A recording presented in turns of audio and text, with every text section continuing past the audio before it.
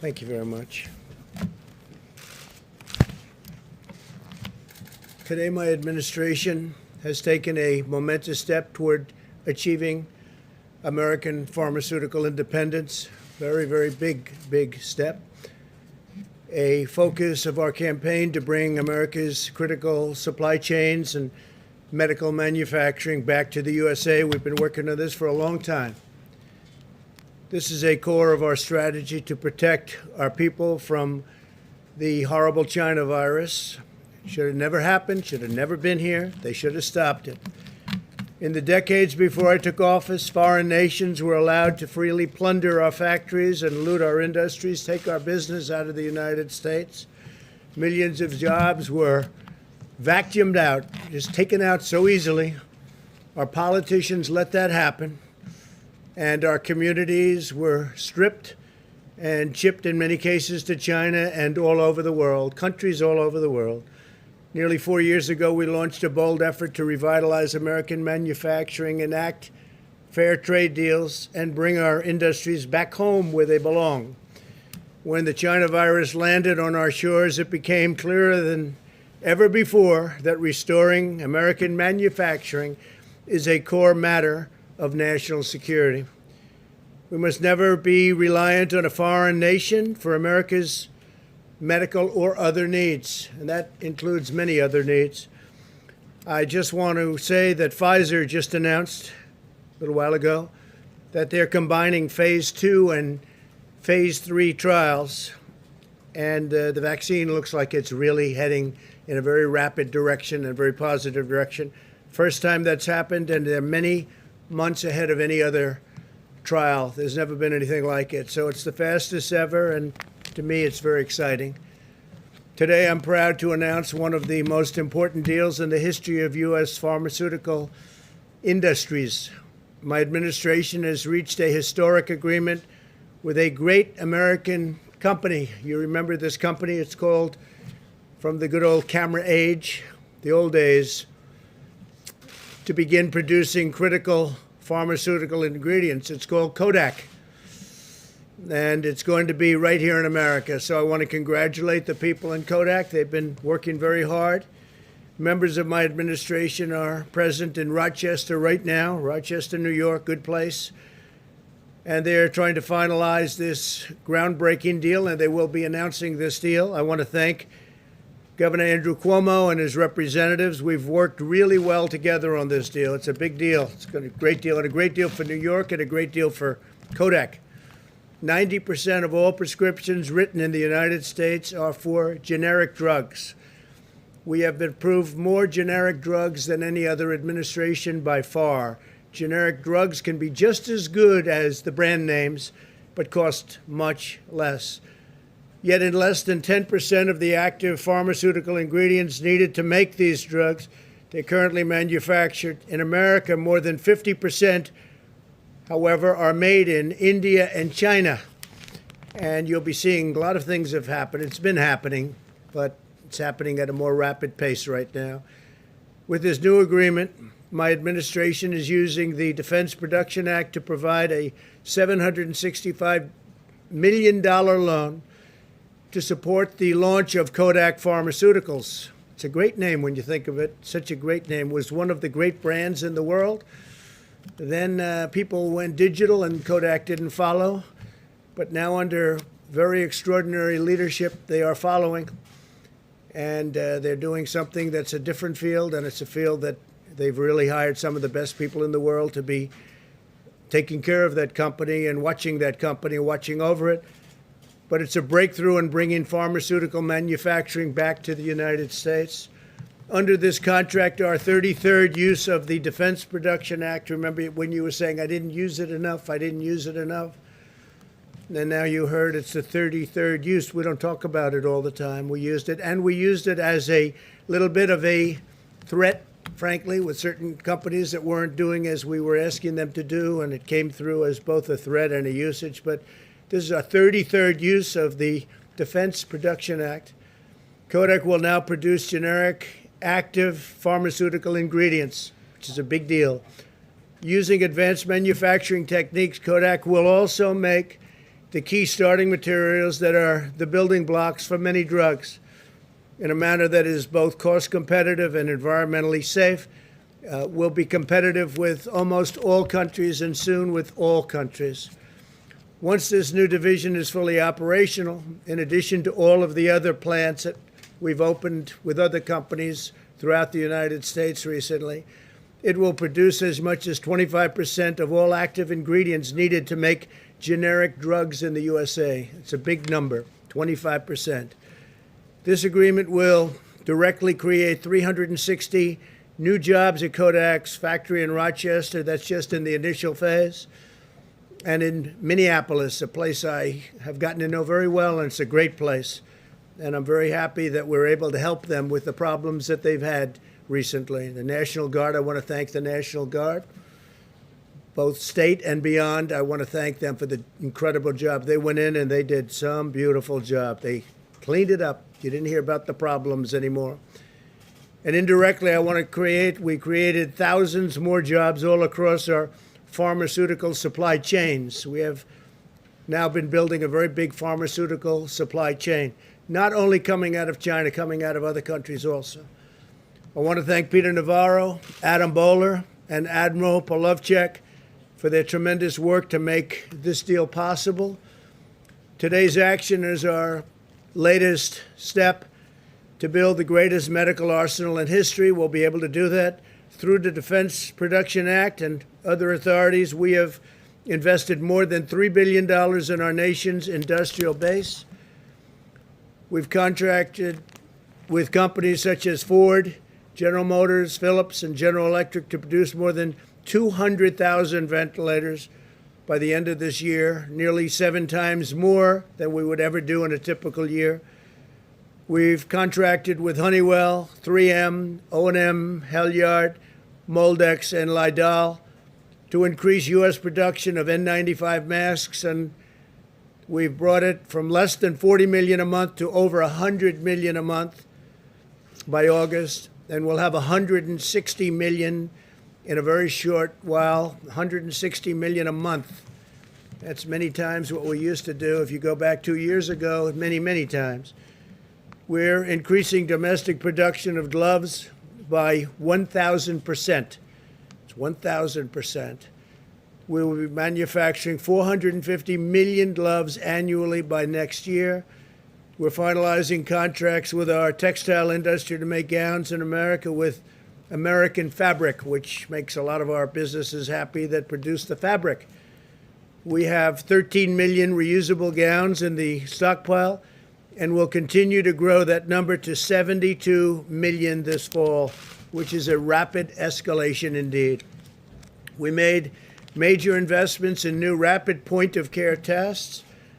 So we have, there's nothing like the rapid point where you get your answer in 5 minutes to 15 minutes to maybe 20, 25 minutes at the max.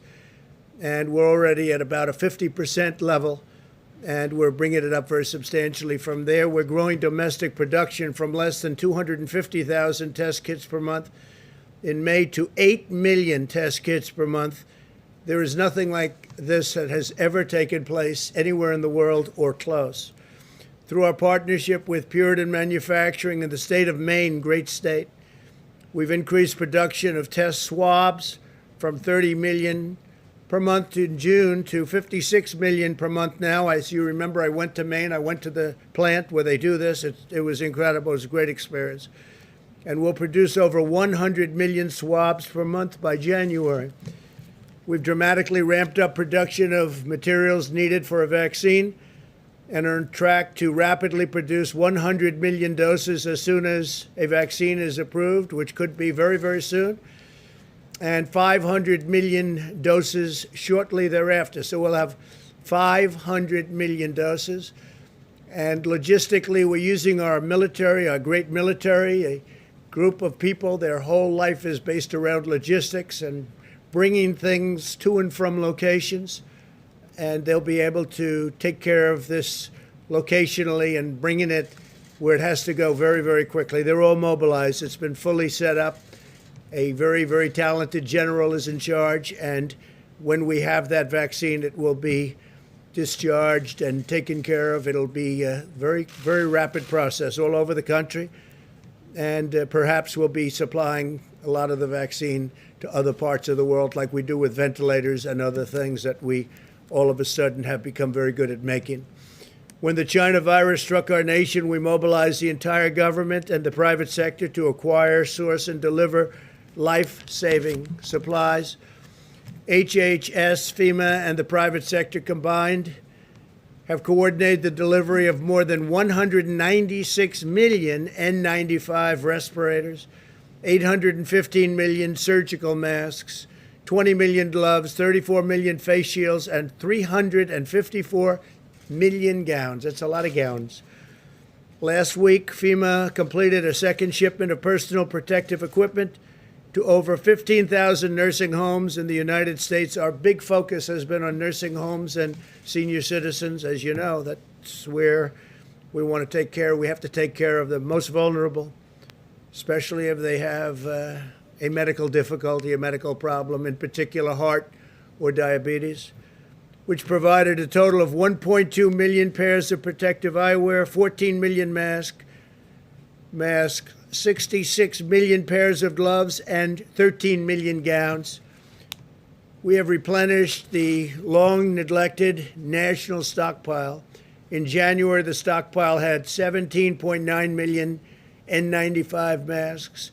Today, the stockpile has over 50 million N95 masks, and we'll be doubling that in a very short period of time, and then doubling that number.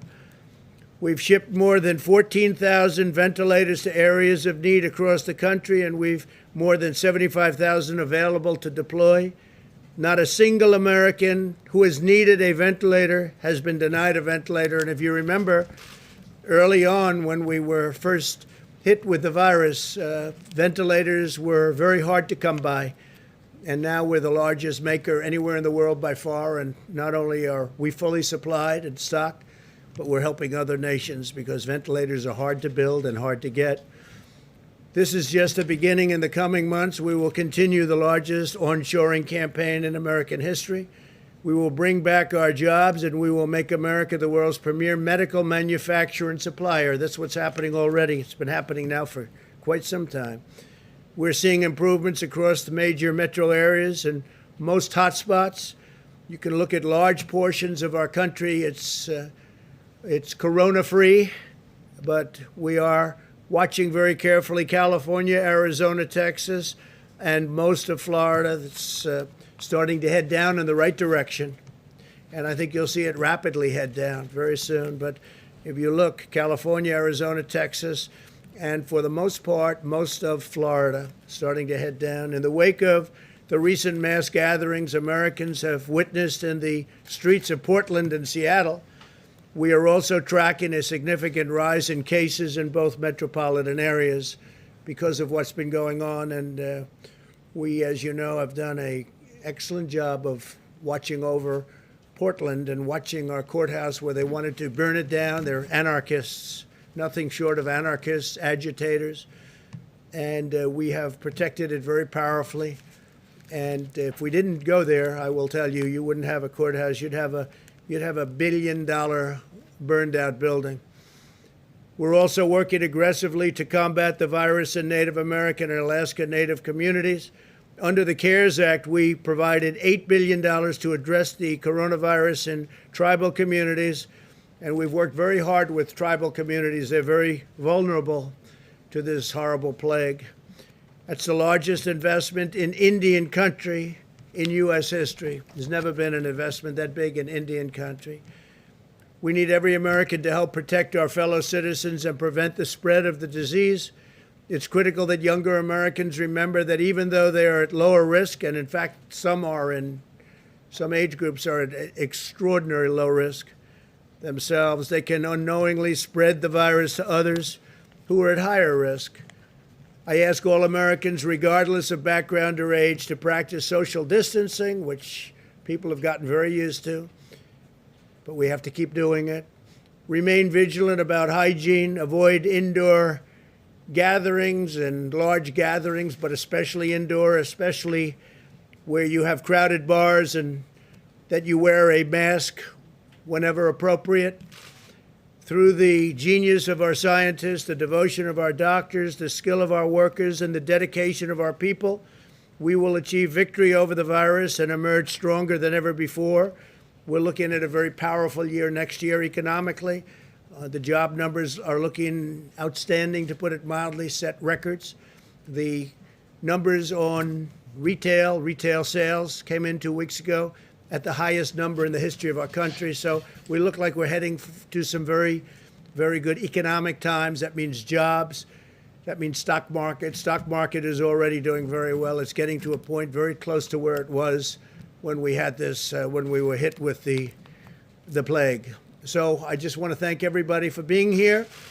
Steve, please go ahead. Could you clarify your acceptance speech for the Republican nomination? Are you physically going to be in Charlotte, or will you give the speech here or somewhere else? We'll be doing a speech on Thursday, the main speech, the primary speech.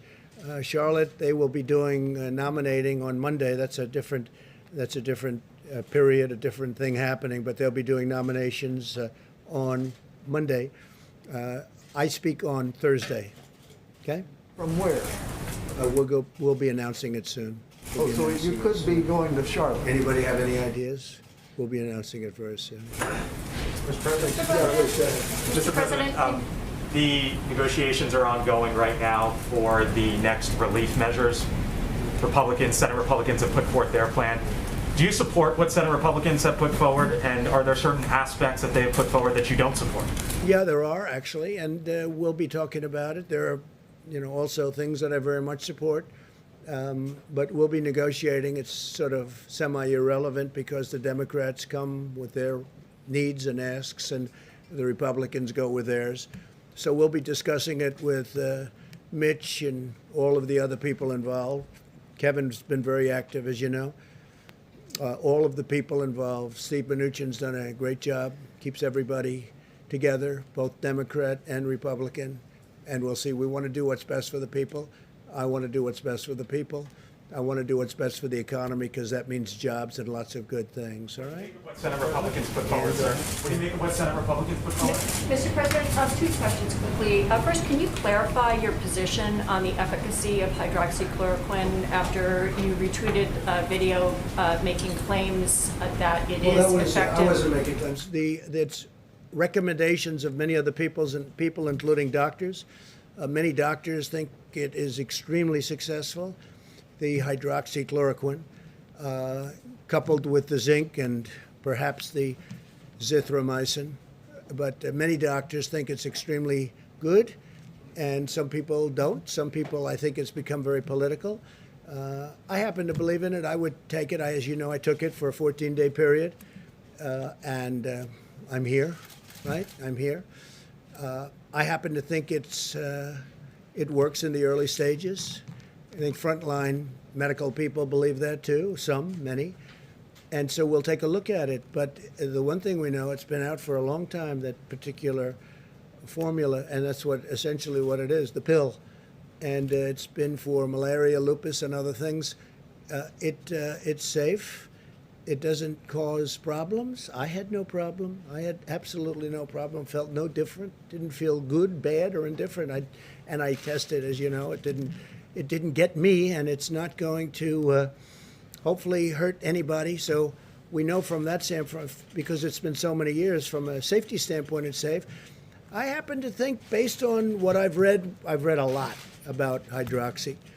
I happen to think that it has an impact, especially at the early years. There were some very good tests at Ford, and the doctor from Yale came up with a very, very strong testament to it. There was a group of doctors yesterday, a large group, that were put on the internet, and for some reason the internet wanted to take them down and took them off. I guess Twitter took them off, and I think Facebook took them off. I don't know why. I think they're very respected doctors.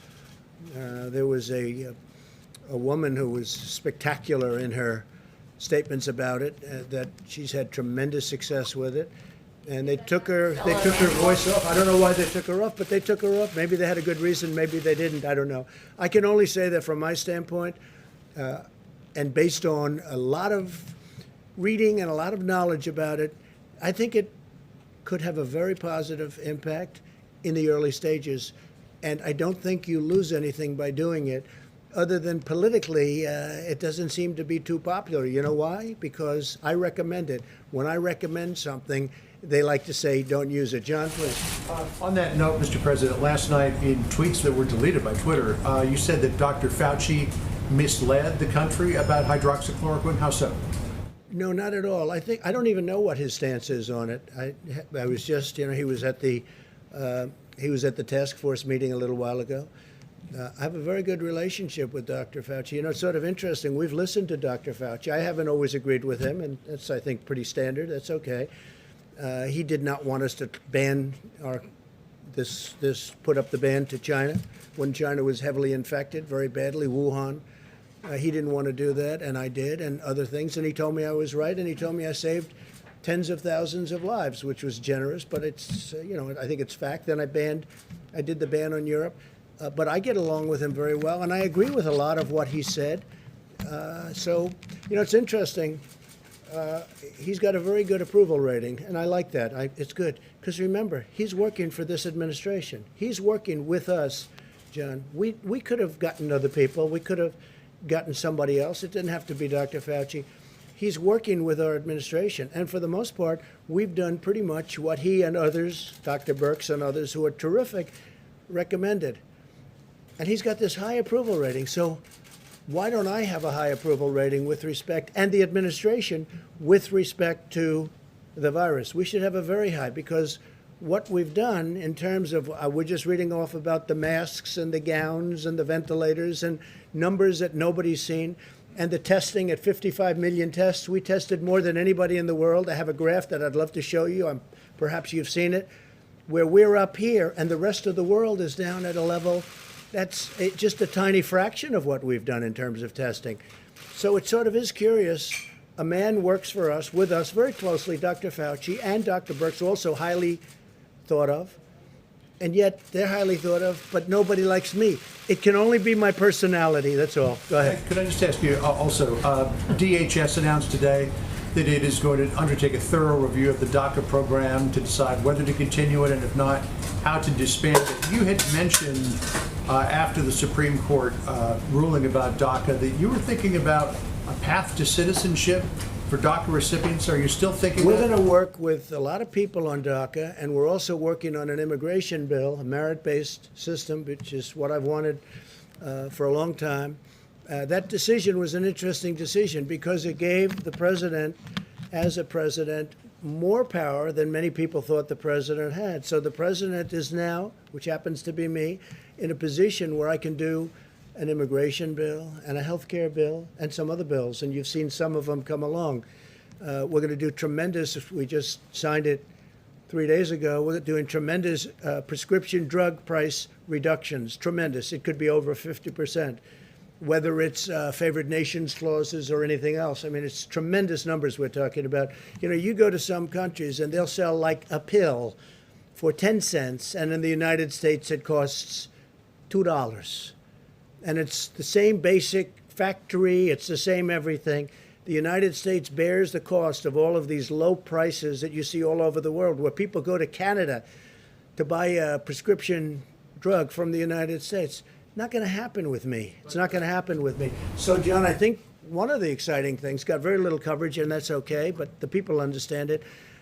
I think we will be reducing prescription drug prices by massive amounts, numbers that have never been done before. Other thing, in 51 years, we got, as you know, last year, drug prices came down. First time in 51 years that they came down.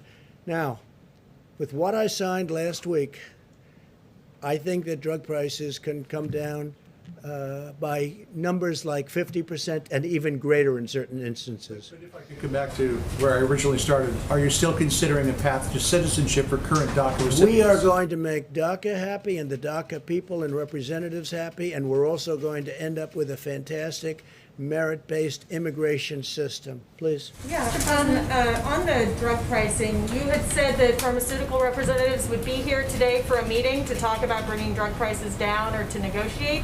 That meeting was canceled. Why? I didn't know a meeting was canceled. Oh, a meeting with the drug... You said there would be a meeting today with drug companies. Well, I said there would be a meeting, a meeting sometime this week, yeah. They want to meet. I mean, I don't know that it was canceled. They want to meet. I thought the meeting was actually scheduled for tomorrow. We will see, I thought guess. the meeting was scheduled tomorrow. Sorry about the dates, but you know, Yeah, I see how on the- upset you are by it. On the Go ahead, FBI please, headquarters, Bloomberg. sir, on the FBI Bloomberg, Mr. headquarters. Bloomberg. You look like Mr. Bloomberg. Go ahead.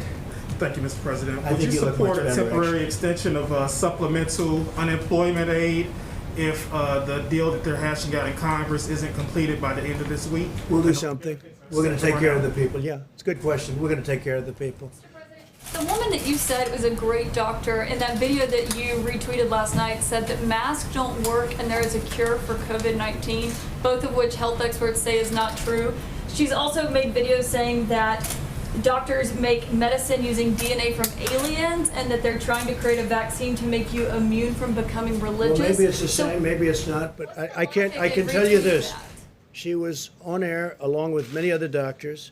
They were big fans of hydroxychloroquine, and I thought she was very impressive in the sense that from where she came, I don't know which country she comes from, but she said that she's had tremendous success with hundreds of different patients, and I thought her voice was an important voice, but I know nothing about her. Masks don't work. Yeah, go And ahead, Paul. last week you said Go ahead. masks. Last week, well, real quick. Last Okay, week you said thank you very masks, much, Mr. everybody. President. Thank you. On the COVID relief